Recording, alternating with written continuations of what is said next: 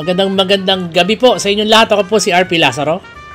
Magandang gabi po. Ito na naman ang palikerong tapat, babayarang banal, Cristiano Manyakis, ang di umindot na walang pahintulot, ang pantas na talipandas, ang komentaristang kupal na namamaos, ka Dennis Reyes. Magandang gabi po. Magandang gabi. So, kamusta yung mga nag-rally kahapon?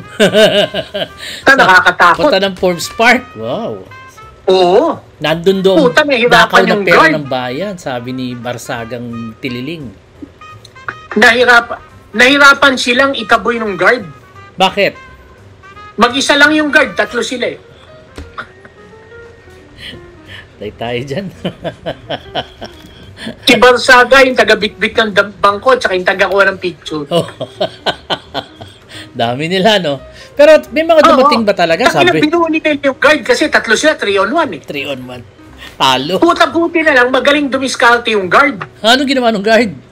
Nagsaboy ng tinapa sa EDSA, puta, ayun, aligaga si Meow Meow, puta, kahabol sa tinapa. Kahabol sa tinapa. Congress Meow pala. Ako talaga, hindi ko naintindihan yung mamang yan. Nakita ko yung video niya na sumasayaw siya ng ganun-ganun para si Raulo. Ang main rally nila, yung nasa Maynila, sa Raha Sulaiman. Kailan yun? Yun din, same day. Ah, okay. Sino nag-organize nun? Mga DDS. Teka muna. Ano ba yan si Barsaga? DDS ba yan? Ano no? Ano ba yan si Barsaga? DDS yan? Yes. Talaga palang pag DDS may mga tililing ano? Oo, mukhang siya kandidato ng DDS eh. Di ba? Yung mukhang ang ticket nila yung ano eh. Yung sapak gang eh. Sarili mo na bago bayan. Ayan ang ticket nila. Lahat may saltik. Lahat may sapak. Diba? Sila Rowena Guanzon. Naku, alam mo. Sila Paulo Marcoleta. Sorry ito, kailangan ko sabihin sa'yo ito. Yan si Rowena Guanzon, nakahuntahan ko yan. Kasi nga, ano yan eh, lower class man yan ng kapatid ko sa law school. Tapos, bait naman. Sabi ko, kamusta ka? May galit ako sa DDS. Sabi niya gano'n. Di syempre, naniwala naman ako. Galit daw. Mamaya nakita ko eh. Kaya lang pala siya galit kay Duterte yun. Kasi gusto niya rin pala maging congressman. Next thing, may picture siya kila Robin. Ano yun? Si Guanzon is a political opportunist. Pareho lang ni Harry Roque yan. Diba? It's very disappointing. I mean, she's very disappointing. Sa totoo lang. She is who she is. Yun na yun. Karakter ng tao yan. Hindi mababago yan. She's very disappointing. That's all I can say. I mean... Pero, ika nga ni Trillanes eh. Hindi ko kayang maatim. Sasama ako sa grupo. Kasama ko mga Duterte.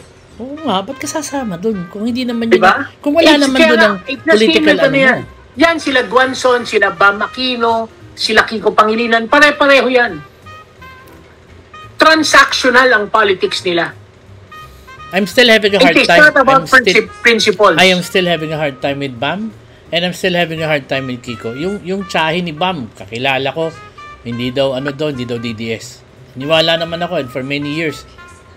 Aquino yan eh. So parang... hindi sila DDS. Kasi ang DDS at least may paniniwala. Okay. Itong mga to, walang paniniwala to. Iyan, okay. Sa kalsada, mababa ang trato ng tao sa mga ganyan tao. Hindi mo pwedeng pagkatiwalaan yan.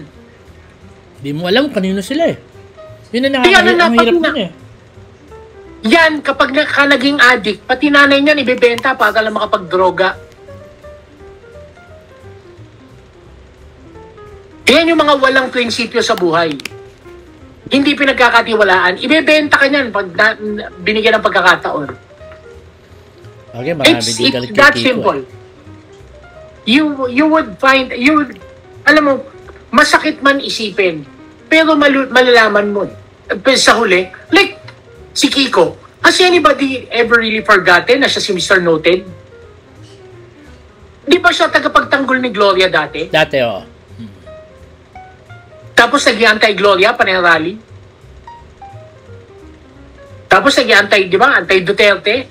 Tapos puta, naupo sa Senado, biglang sumama sa Duterte. Well, naaalala ko siya nung panahon na inaresto si Laila de Lima, no? Siya ang nagpunta nun to assist or to protect, however you call it. So nandun siya. I mean, sorry na lang to say this, ano, at maraming magagalit sa akin, pero at least nandun sila ni Trillanes to assist and to help. Hindi katulad ng Vice President natin ng panahon na yon, ni anino, ni statement walang ginawa nung inaresto si Laila de Lima. I mean, ako, sa akin malaking bagay yun. Indicator yan kung ano ka talaga. Yun yun ang panahon ng pagpapakita ng kulay eh. Very disappointed ako sa ex-Vice President natin. Kaya, ewan ko lang, sorry na lang. Hindi ko talaga... Alam mo, ako, karamihan liberal ganyan. It's transactional. Politics is transactional. I mean, mas mabuti pa yung lakas. Aha. Kasi inaamin nila, tangin nyo, traditional politician ako, bebenta kita. Trapo ako, bebenta kita. At least, alam mo yung kulay. Alam mo yung kulay. Hindi ako nagmamalinis. Diba? Doon ako, kasi yung puta para sa bayan, pero pag, diba? Anyway, pero teka muna, mas nakakatakot yung mas malaki yung yung Raha Sulaiman rally. Sino DDS yon ang sila? DDS. Sila ba to? Si Baltaga nagsalita din sa doon. Yun, maraming umattend. So yung Forbes Park, hindi totoo 200 doon nagpunta doon? Hindi, 3. 3 dosena. Hindi, kasi ang nagpunta doon, yung galing din sa Raha Sulaiman. Yung sa Raha Sulaiman, 20 umattend eh. Nilakad nila hanggang Forbes Park. Kung hindi ng mga naligaw ng tao, hindi alam, puta, hindi naman mga taga Maynila, hindi alam ang daan mula Raha Sulaiman papuntang Makati. Di may naligaw, merong umabot ng Pasay, may umabot ng Mandaluyong. Mali. Pagdating sabi ni Barsaga, naligaw daw siya, di rin niya alam ang diferensya ng Dasma at Forbes. Talaga lang Hindi, I don't doubt that. Anong I don't doubt that? Anybody who's been there knows the difference between Dasma and Forbes. Hello, ang lalaki ng arko. How can you miss it? Kaya nga may arko eh. Pinag-uusapan ba natin matinong tao? Sa bagay. Diba? Kaya nga niya-expel eh. Ano ba? Natuloy na ba yung sa ethics committee niya? Kick out na ba? Nag-hearing ng 13. Nagsimula. Pero hindi pa siya talaga officially kicked out. Well, ayaw pumayag nila. Naggawa ng reconciliation committee. Ayaw pumayag ni Puno. Ayaw din pumayag ni Barsaga. Siyempre. Ayaw lang pag-reconcile. Oo. Tililing eh. Bakit po, why are they protecting? Just, kick the guy out and have somebody normal to sit there. Di ba may batas tayo na bawal ang buang sa gobyerno?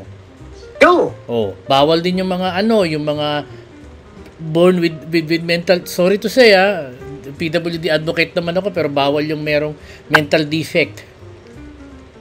Mental defect kasi wala talagang yun.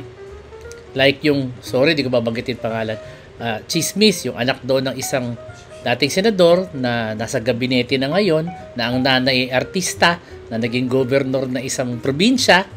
Yung anak doon na nanalo yung kapatid niya, na anak ng nanay niya sa una, hindi nanalo kasi nga may fuel controversy.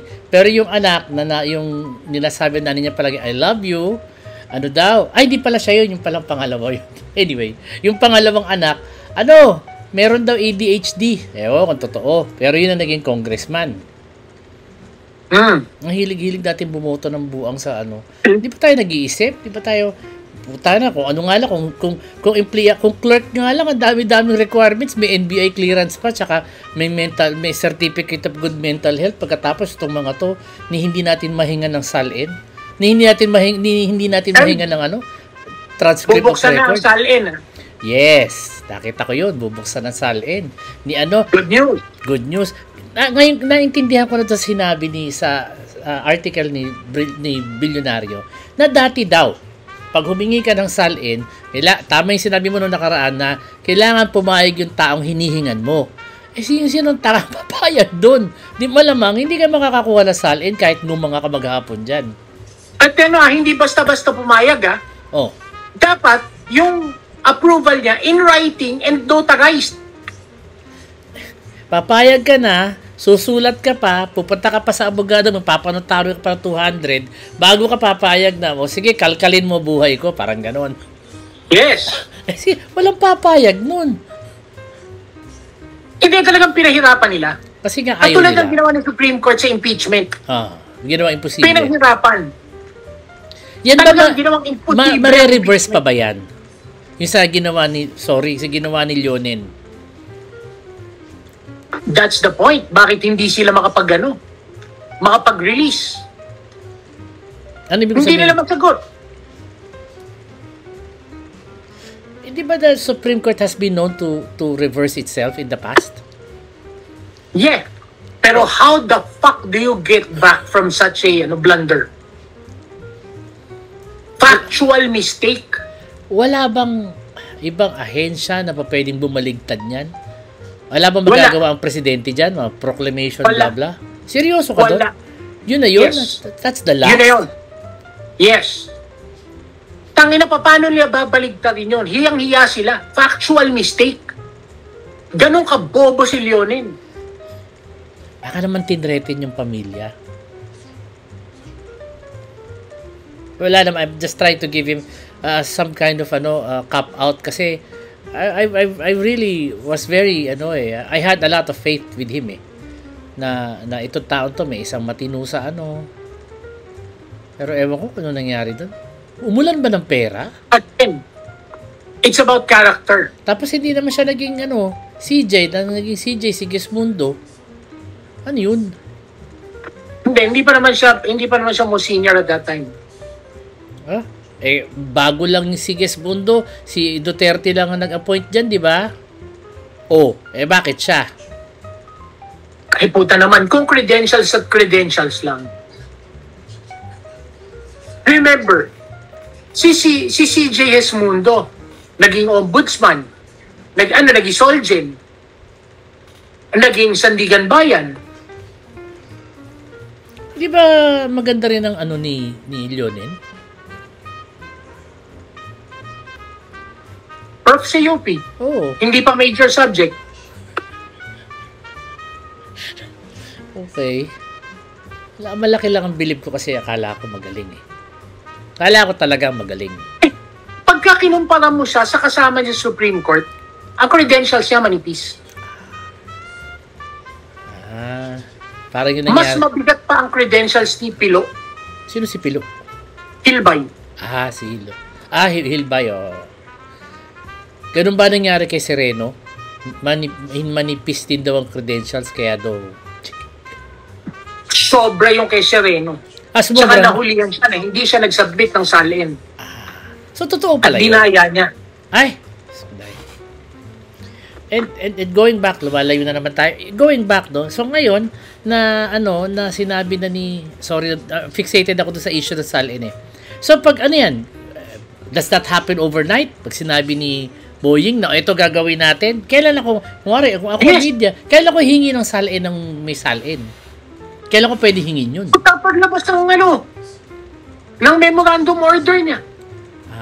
The minute lumabas yung memorandum order niya, yan ba pinagdidebatihan pa nila o he will just decide? Hindi. Pirma lang ng ombudsman yan. Walang debate dyan. Ito order ko. Ganun lang Ito order ko isang cheeseburger tsaka isang large coke. Yan. Release yun. Walang pinagdadaanan, walang pinagdidebatihan. Lumabas, i-record yung order niya. I-release yan to the public. Pwede na kayo mag-apply ng salin. As soon as it comes out of the news, as soon as pa-publish yung memorandum niya, apply ka na agad. And you're supposed to get... This is the first time, this is the first time na bago ibigay sa yung salin, pipilma ka ng undertaking. Ano ibig sabihin nun? Pipilma ka ng agreement. Na? That if you find something suspicious, you have to report it to the ombudsman. So, if PCIJ requests for the salin of a senator, for instance, tapos pinag-aralan nila, may marami silang researcher, ito parang anomalous transactions to, hindi nila pwede i-publish, report muna sa ombudsman. O pwede na nila i-publish? Nila agad. Pero pwede ba nila i-publish? Oo, pero kailangan i-inform nila yung ombudsman for prosecution. Wow! So, namimiligro si Ganun, Cheese. for the first time, proactive ang ombudsman. Kasi dati, puta mababasa lang ang ombudsman sa dyaryo, tsaka sila mag-research. Sakala sila maghahanap. Oo nga. Diba? Ay, yung undertaking ngayon, boss, papublish namin to. Eto, natagpuan namin. Uy, salamat. O nga, diba? Mabilis. Obligado na silang... Yung hindi nila kailangan makuha from third-party sources. Diretso sa kanila. Oo. Obligado ka magsumbong. Inform nyo kami for prosecution. Yan ba kakasuhan agad?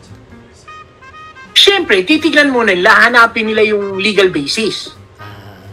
So, kasi, ganito yan. Remember, the difference is, sa dyaryo, pwede mo i-publish the mere appearance of it. Mere appearance of wrongdoing. Na hindi na, diba? na hindi na pag na-imbestiga, hindi na-analyze. Oh. Pero usually, ang face value. Yan. Oo.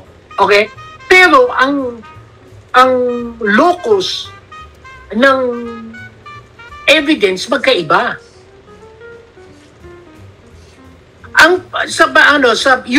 Yung standards of evidence ng journalists, pag nilagay mo sa korte, ano lang yan?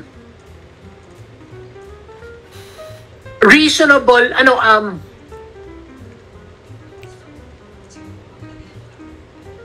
reasonable basis to believe as to the guilt of the party. So, hindi mabigat. Pagtingin mo, sinabi to, puta, guilty to, mukhang guilty to, pwede rin publish. I see. Unlike sa criminal prosecution, kailangan beyond reasonable doubt. May ebidensya, kumpleto. Kasi, sa dyaryo, it may be debatable. Pwede ka pa pag-debate eh. Kahit na sabihin siya, ulul. Di ba? I see. Kasi nga naman, syempre, pag nasa korte na, kailangan masinsin yan na napag-aralan. Question. Ito. Pag kumari ako, kumari ako, media outfit, gusto kong hingi ng salin ni Cheese. Nakuha ko, binigay sa akin. Pwede ka naman humingi within a certain period of years, di ba? Pwede ka humingi, di ba? 20 years. Assuming na totoo. They keep talent for 20 years. Assuming na totoo yung nakalagay lahat doon at nakakita ko na, uy, mukhang dito kinuha yung pambili ng singsing, eto dito kinuha yung pambili ng mansyon, ganyan. Eh di, ano yan, Antimano, kakasuhan agad ng ombudsman? Well, ano yan, ganito yan. Pag may nakita ka, iitiga ng ombudsman yun. Okay. Mag-a-assign sila ng investigator. Okay. Unang-unang gagawin dyan, lifestyle check. No, okay, which is fairly easy to do. Yeah. Tapos hahalongkatin lahat ng financial transactions mo. Okay.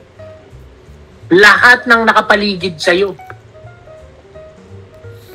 May kinalaman ba AMLAC dito? Ha? Pwede sila magtanong sa AMLAC, oy, totoo ba ito? May pumasok na pera ng ganito. Pwede nila kalkalin ngayon yan. Yes. Because the ombudsman has the power to subpoena.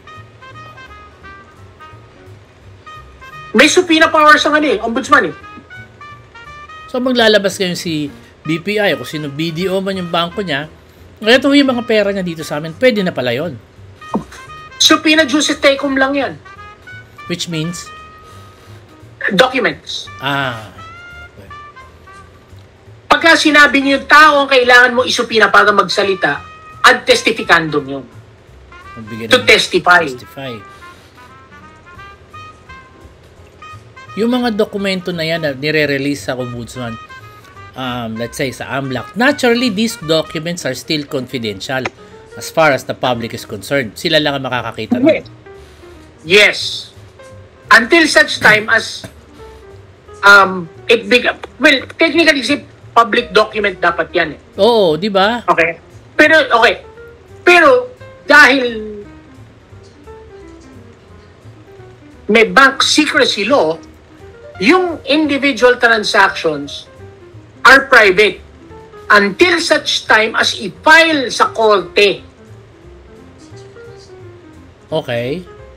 Then it becomes a public document. Okay, ulitin ko yung tanong ko, no? Media outfit, humingi ng SALN ni Cheese, pinag-aralan. Tapos sino ang maghihingi ng papeles mula kay AMLAC? Si ombudsman yon, hindi si media outfit, di ba? Because no one else can ask for that but only the government. Yes. Okay, so ngayon, kinuha na, tapos pinag-aralan na kakasuhan na ngayon siya ni ombudsman, saka lang siya magiging public record? Yes. Wow, then we will all see kung magkano na yung pera niya. Yes. Kasi ipapile si evidence eh. Pag pinail na si evidence, then it becomes public record. Okay.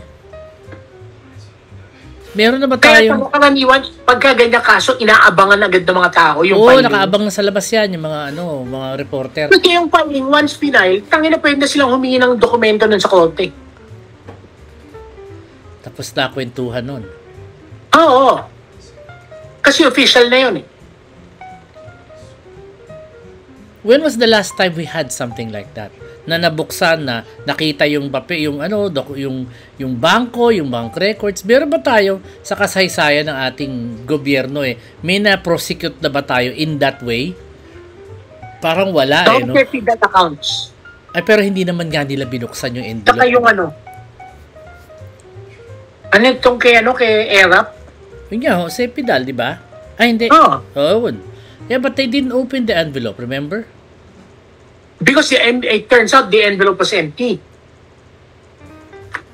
Okay, ganito yan. Okay. Yung nangyari doon kasi ganito. Yung pag-share ng accounts, the same way nung ginawa nung pag-share ng accounts kay Corona, was illegal. Okay. Okay. Pero, it did its job. Okay. Nakuha nila yung patagaw sa bank executive. And that was illegal. Well, syempre, more than illegal. More than just illegal. Yun ang dahilan kung bakit bumagsak ang Equitable Bank. Oh, I remember Equitable Bank. Okay. Nawalan sila ng depositor. Oh. Kasi if you're the depositor, gano'ng kalaki pera mo, kahit na wala kang ginawang illegal. Nakita mo. Pero yung hide your assets kasi umiiwas ka sa mga kriminal. Oo. Alam mong yung bankong to, nababayaran ng isang executive at nagre-release ng information. Puta, what would stop them from sharing your information to criminals? Oo. Kaya hindi na ako maglalagay ng pera doon. Lilipat ko na. Lilipat ko na. Highly leveraged ang Equitable Bank. Which means, daming Yung utang. malaki ng utang. Daming utang. Ganda na pagkakasabi, no? Daming utang. Yung mga big-time depositors sila, nagka-bank run ng Equitable nun. Di ba binili ng SM yun? Di ba binili ng SM? Ha? Binili ng SM? Ng PCI. Ayun, binili nila, no? Kaya iba na ngayon yung logo kulay dilaw na Binili sila ng PCI o sila bumili ng PCI tapos later on binili sila ng BPI. BPI o BDO? Baka BDO. I don't know. For some reason, Basta ganun yun I've been Kasi, associated with SM kaya siguro. I don't know what triggered it in my mind, but okay. Kasi almost the same thing happened dun sa kay Corona, PS Bank. Okay. Muntik magsara PS Bank. Naglipatan ang mga depositor nila. Because you cannot trust a bank who would share your information. Siyempre. Natural. You cannot trust a bank if they have an executive. Oo. That would do that. Kaya yung RCBC rin, montik din kumalimbang yung kay Digito. I remember that. I actually covered that story dati. Yung dito sa may dito sa may Jupiter. Na yung sa Bangladesh Central Bank heist. Yeah. Muntik din kumalembang RCBC nun. Oo. Muntik-muntika na sila doon eh. Muntik na sila doon. Totoo yan. Ngayon, depositor nila. You cannot trust a bank that's one who's very insecure. Which is why ayaw nila ng ganyan. Kasi syempre, once so it doesn't work for the banks if people ever knew na yung mga account ni Cheese lumabas. Eh, pag nakita ko na ABC Bank, ABC Universal Bank, ayoko na dyan. Aalis na ako. Eto.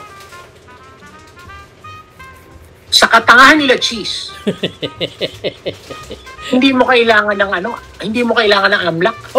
Nasaan ang pera? Nasa kamay ng asawa niya. Social media post. Oo, social media. Tamo, pinagmamalaki ni Hart.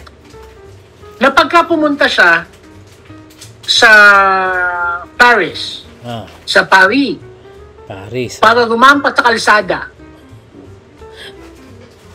para mag-model na mga bagay na siya bumili.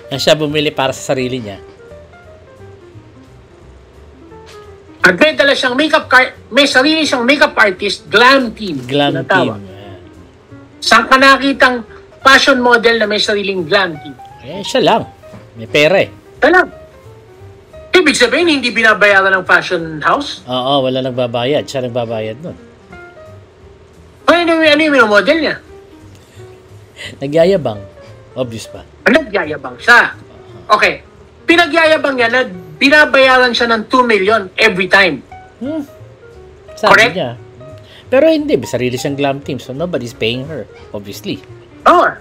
Pero sinasabi niya, binabayaran siya ng 2 million every outing. Sabi niya. Let us assume na binabayaran niya siya 2 million. Sige, 2 million. Magkano glam team? Ilan yun? 5? 4? 5? Ganon? Pamasahe lang.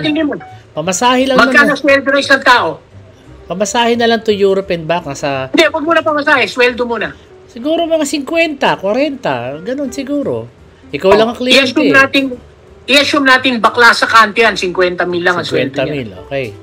I'm sure they bakla sa kanto yun, hindi sikat yun. Oo, yung lang, kung sino lang na dyan. Kasi kung sikat yan, 100, 150 isa niyan. Baka hindi lang, Diba? Pero, i-assume natin, yung mga tipong yan, bakla sa kanto, ang isa. Parlorista. So, 250,000. Parlorista sa Taguig, yan. Ayan, di ba? 250,000. Sige. 5, 50 isa. 50 isa. Magkano yung plano nila? Sa 85 to 100. Ang Europe? Oo, ang Paris. Economy. Okay? Economy. Budget, payless pa yan. Ibig sabihin, yung mga 6 months before mo pa binok yan. Binulok mo na. 85, pinakamura. Ang regular ticket na economy, 150 na. Oo. Yan yung binok mo na maaga pa. Yan yung binok mo na maaga. Ilagay natin 100 yan. 100. Di ba? 500,000. So, 750 na. Magkano cost na makeup niya? Hindi yan. Wala akong alam. Lagay na natin nagtitipid siya, 50 mil, puta. Ever bilay na nagamit niya. Sige. Palagay na lang natin. Sandali lang. Bek, mga 50 mil ba make-up na pwede na yon? Kakasya ba yun o kulang yun? Kulang yun. Sige, ever bilay na nga lang daw eh. Ever bilay na. Sige. 50. Careline, yan. Mura lang, Hotel. Mahal ang hotel sa Paris. Mahal doon. Nasa $200 to $300 a night. Hostel na lang sila. Sige. Nag-hostel na lang. Mga $100, $150 a night. Kasi Paris yan eh. Especially yung malapit doon sa Champs-Élysées kung saan siya lagi naglalakad. Mahal doon. $100. Sige. Siya na gano'n. Doon na sila sa outskirts ng Paris tumira. Sige, nasa Ibis. Kung nga rin, nag-hotel sa Ibis. Yan, mga 100 yan. 100 sang gabi. Okay. 100 sang gabi, 2 tao. Sige. Nag-isang kwarto na lang sila. 5 araw. 5 gabi. Walang papayag na 5 sila unless Airbnb. Baka nga nag-Airbnb, mura yun eh. Airbnb. Diba? Di 100 sang gabi. Isang Airbnb. Pang milyonar, okay. Kain pa. Nako, mahal ang pagkain doon. Siguro, Diba? mga 50 euros a day, sandwich. Per head. Tipid na tipid, oo. Tipid na tipid yun. Per So, head. Mahal pagkain dun eh. Board and lodging, abutin agad ang 1.3 Ano 1.3? million. Oo. Possibly. Mahal, oo. 1.3. Ah. Magkano yung mga damit na inaano niya? Mamimili pa siya ng Pinomodel damit dun niya. eh. Walang di siya sponsored, ha? Di siya sponsor. Siya lang yun. Siya lang yun. Kasya ba yung 2 million? Tsaka yung inuupahan niya sa sasakyan, lagi nasa social media yan. Yung black na Mercedes-Benz van, di siya umuupa ng iba, di siya sumasakay sa, di yan sumasakay sa Starex. Yung Mercedes-Benz na itim, ang lagi niyang ginagamit. Pagkano yun? Mahal yun. Now, tell me, kasya ba yung 2 million? Kulang yun. So, yung ginagawa niyang ganun, naglulustay lang siya ng katas ng baha. Totoo yan. Pera natin. Diretsuhin mo na, diba? pera natin. Para magyabang. Hindi pa sapat sa kanya, dito na lang siya magpakyut. Iba yung Paris eh, para sosyal eh. Talagang halatang anak mayaman siya eh. Gano'ng karaming crispy pata yun. Gano'ng karaming kari-kari yung cooking niya para makapunta siya. Oo, saan yan? Sa Barrio Fiesta. Marami-raming crispy pata yun. Para lang siya makapunta tsaka yung glam team niya. Talaga hindi araw-araw Pasko eh, no? Mahuhuli ka eh. Oo. Eh, ang yabang niya pa. O ano pa sinabi, nung nakuha niya yung sing-sing, nasa social media lahat yun na nagpalakpakan ng mga kaibigan niya, kamag-anak niya, niyabang niya ng niyabang. Nanay niya mismo nagsabi. Nagnanakaw ka na, puta kailangan pa ipagyabang. Yabang, oo. Ganun din ang mga diskaya. Yabang din. Yung mga cook, yabang din. Lahat sila. Yan ang katangahan ng mga nepo. Oo. Kaya puta wag siya mangiyak-iyak na hindi siya nepo wife. Nepo talaga siya. Pinagawain namin ng anak yun eh. Tuwan-tuwa yun. Ako sabi ko, tangina, tutuwa ka dyan. I mean, let's put it graphically. May 200 piso ka sa ginagastos niya dyan. Na pinanggastos niya dyan. Ilang tao na matay dun sa baha para mabili yung sing-sing niya. No. Blood money, para magawa yung paglulustay niya sa Europe, ilang tao na matay. Totoo yan. Tangina kahit gano'n sa aganda, sinusunog ang kaluluwa nila sa impyerno. And the thing is, hindi nila naiintindihan yun. Yabang lang sila ng yabang. Ang dami nilang pinatay. Dami nilang pinahirapan. Eh, nagsabi naman na si Yusek Bernardo na nagpunta doon siya sa court. Yung palang court, losing money pala yun. Eh di ano yun, money laundering, Yes! Alam mo, this is common knowledge, ba't hindi na lang doon mag-rally si Barsaga sa harap ng bahay ni Hart? Alam naman niya kung saan nakatira yun, I'm sure. Tanginas mo, dararalihan niya yung kapwa niya DDS. Bagay. Parang si Magalong lang yan eh. Bakit? Si Magalong ba may binanggit na DDS? Wala. Tangina, pinagyayabang niya matagal nangyayaring korupsyon. Bakit nung putangina? Nung nangyayari korupsyon, ang korap sila Duterte, wala siyang sinabi. Wala siyang sinabi. Hindi siya nagsasalita, pukin ang ina niya. At nakinabang siya. Totoo yan, nakinabang siya. Tangina, ilang proyekto, Davao City, puta, Diskaya. O yung father-in-law niya.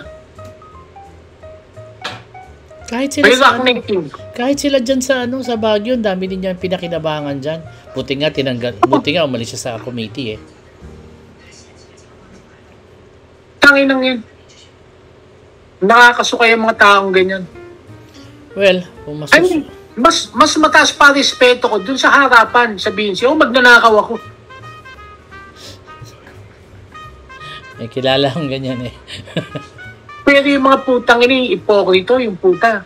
Nagko-quote pa ng Bible verses. Oo. Diba? Gagamitin pa pangalan ng Diyos. Hindi pa sila makilab, hindi sila kilabutan. Yun, evil. Ang naiintindihan, yun ang ibig sabihin ng thou shall not take the Lord God's name in vain. I mean, those people are evil. Sa totoo lang. Magra-rally nga sila sa, kailan ba, 15? Alam mo ba yun? May rally sila, yung Judas is Lord. May rally sila. Ewan ko kung anong rally yun sa Luneta. Ano naman yan? Ibayaan mo sila. Well, it's about time somebody do something about them. All these people. Dapat yung sila, yan ang dapat na binubusan ng tubig ng Coast Guard. Ito yan.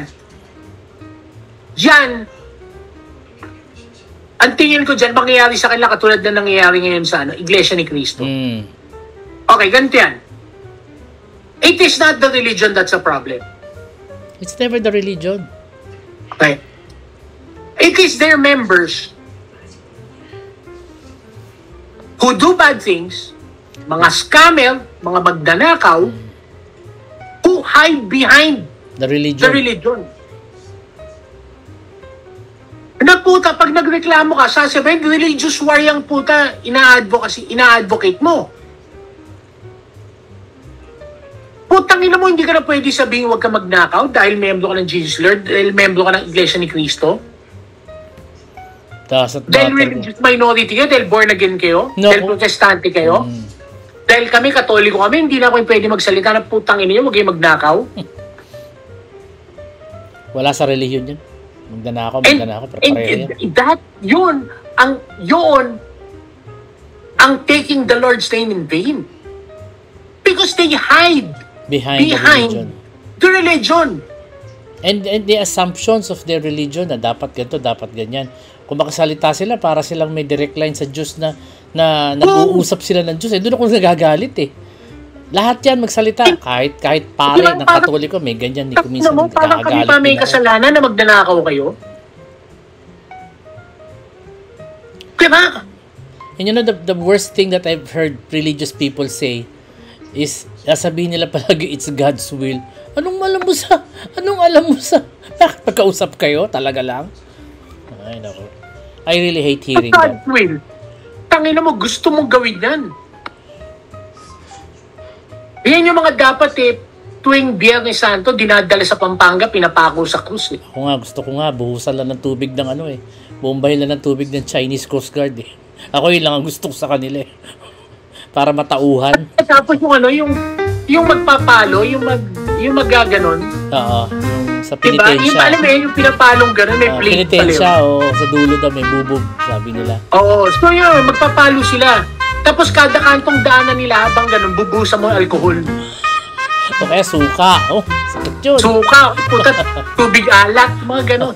Sabuyan ng asin. O may kasamang sili, galing sa fishbowl. Yung pinamimigay dun sa sa manggang hilaw. Yung asin na may sili. Oo, yun. Sakit yun. Diba? Tangin, napakawalang yan ng mga yan. Wala sa relihiyon yan. Nasa tao yan. Nasa tao yan. Ginagamit nila eh. Tatago sila sa likod ng relihiyon. At kinokondone ng mga members. Ito, perfect example. Yan, yung pamilya Marcoleta. Si Anthony Taberna. Kaya Stronghold. Don't tell me hindi sila nagtatago sa likod ng Iglesia ni Cristo. Siyempre, kasi alam nilang malakas eh. Diba? Putang ina, ngayong nahuli sila ng mga taong bayan. Galit na galit sa kanila kung ano pinagsasabi nila.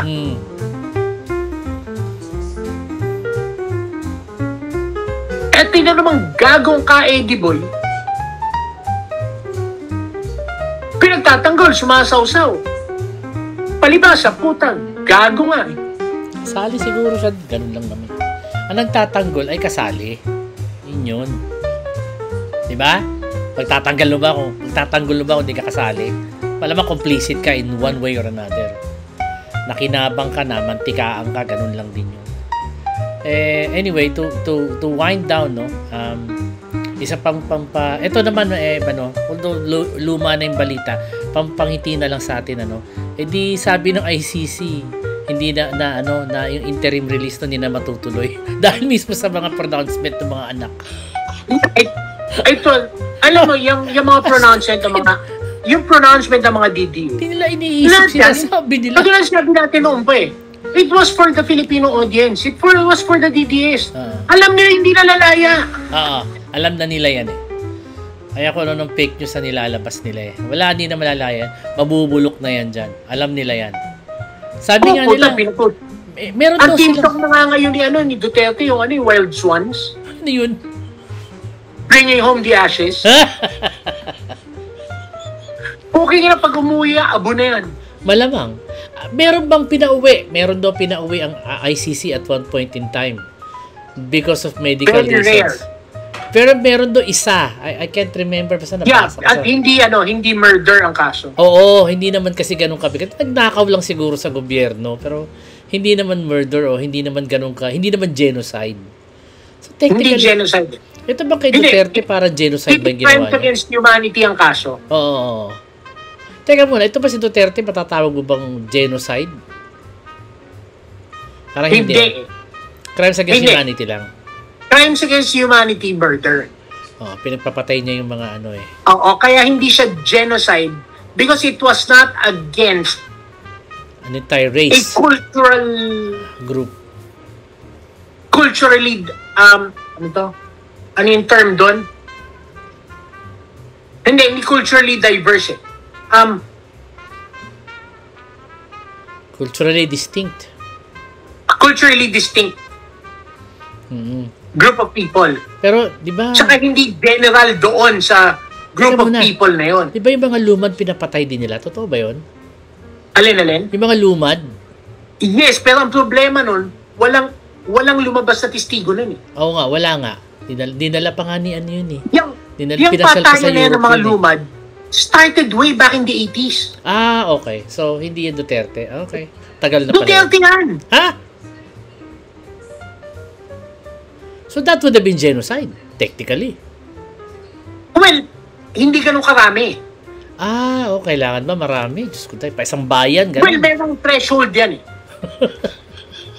Hindi na nakabot yung threshold. Hindi, tsaka ang problema is yun ang walang lumabas. Kasi mga lumad yun eh, nagtago. Natakot. Sa takot, wala nagsalita. Pero totoo yun. Yung Hamleting, yun ang tawag dun eh. That would have been genocide pala, technically. Yes, Wala lang nagsalita. posible. Hindi lang documented Kung mabibilang mo kung ilan ang pinatay, saan? Anyway, well at least, thank you to the children. Salamat. At Hindi na naman natuloy ang usapan natin sa sa corruption. well, that's Sorry, dapat ang pag-uusapan namin DOH eh. Oo nga, Next pero- episode, DOH corruption tayo. Sige. As soon as ma-upload to, we can start that yun lang. Napahaba tayo ng konti. Maraming salamat sa panonood. Medyo na-interest kasi ako sa gusto ko makita si Chi sa kulungan eh. Tsaka gusto ko matanggal ang yabang ng asawa. That's just me. Ayan. Maraming salamat. Sobrang nakakagalit. Totoo naman. Well, ako si RP Lazaro, nagpapasalamat sa inyo. Salamat to sa panonood. At please like and subscribe. Ito ang komentaristang kupal, nagpapaalam, mabalos. Thank you.